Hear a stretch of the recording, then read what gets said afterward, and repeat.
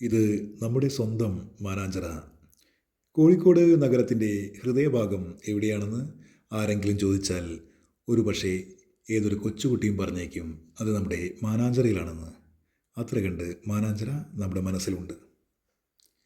നഗരമധ്യത്തിലെ തിരക്കുകൾക്കിടയിലും ഘനീഭവിച്ചു കിടക്കുന്ന നൂറ്റാണ്ടുകളുടെ ഓർമ്മകളുമായി നീലാകാശം നോക്കി സ്വപ്നാടനം ചെയ്യുന്നൊരു നീലക്കണ്ണാടിയാണ് മാനാഞ്ചിറ എന്ന് തോന്നിയാൽ അത്ഭുതമില്ല. അത്രയേറെ മഞ്ചത്തിയാണ് നമ്മുടെ മാനാഞ്ചിറ.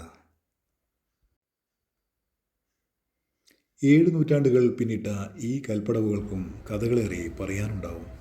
പോരാട്ടത്തിൻ്റെ കഥകൾ, പ്രണയത്തിൻ്റെ കഥകൾ, പകയുടെ കനൽ കഥകൾ, ചതിയുടെ കാണാക്കഥകൾ, അങ്ങനെ എത്രയെത്ര കഥകൾ.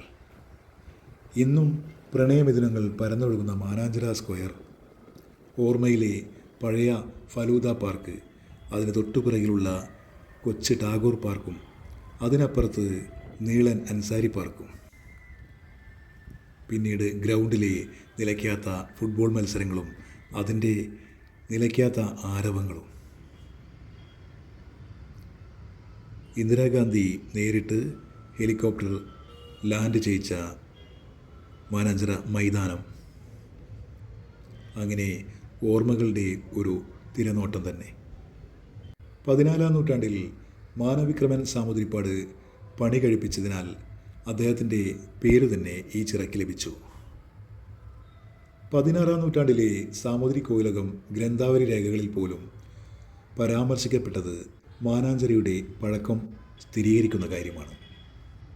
ആദ്യകാലങ്ങളിൽ കുളിക്കും തേവാരത്തിനുമായി മാത്രം ഉപയോഗിച്ചിരുന്ന മാനാഞ്ചിറ നഗരത്തിലെ ബ്രിട്ടീഷ് കാലം മുതൽക്കാണ് കുളിപ്പാടെ ഒഴിവാക്കി ചുറ്റുമതിൽ കെട്ടി കുടിവെള്ള സംഭരണിയായി ഉപയോഗിച്ചു തുടങ്ങിയത്.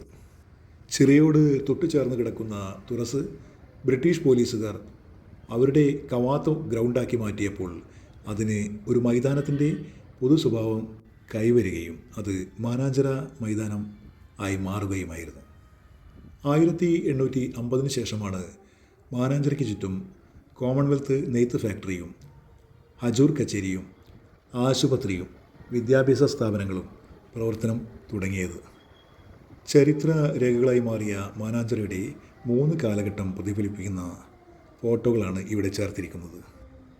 1850 മുമ്പുള്ള കാലഘട്ടം സൂചിപ്പിക്കുന്ന ചുറ്റുമതിൽ കെട്ടില്ലാത്ത മാനാഞ്ചിറയുടെ ആദ്യ ചിത്രമാണ് ഇത്. ഒരുപക്ഷെ മാനവിക്രമൻ സാമുദ്രിപ്പാട് പണി കഴിപ്പിച്ച രീതി തന്നെയായിരിക്കും ഇത്. 1850 ശേഷം ബ്രിട്ടീഷുകാർ കുടിവെള്ള സംഭരണിയാക്കി മാറ്റാൻ വേണ്ടി ചുറ്റുമതിൽ കെട്ടിയ കാലത്തെ ചിത്രം. ചുറ്റുമുള്ള റോഡുകൾ വികസിക്കുകയും കോൺഗ്രസിന് മുമ്പിലൂടെ കാളവണ്ടികൾ പോകുന്നതും ചിത്രത്തിൽ കാണാം. 1994 കളക്ടർ അമിതാഭ് കാന്തിൻ്റെ കാലത്ത് പഴയ ചുറ്റുമതിൽ പൊളിച്ച് പുതുത് കെട്ടുകയും ഫലൂദ പാർക്കിനോട് ചേർന്ന് കടന്നുപോയിരുന്ന ഇട റോഡ് മുറിച്ച് കൂടിച്ചേർത്ത് മാനാഞ്ചിറ സ്ക്വയർ രൂപീകരിക്കുകയും ചെയ്ത ശേഷമുള്ള ചിത്രമാണ് നാം ഇന്ന് കാണുന്നത്. ഈ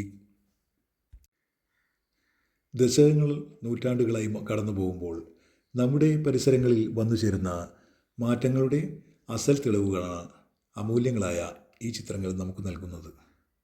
ചുരുക്കത്തിൽ പറഞ്ഞാൽ കാലം എത്ര കടന്നു പോയാലും മാനാഞ്ചിറ എന്ന നാമം കോഴിക്കോട്ടുകാർക്ക് വെറും ഒരു നാമം മാത്രമല്ല, മറിച്ച് അതൊരു വികാരമാണ്, ഓർമ്മയാണ്, അടയാളം തന്നെ.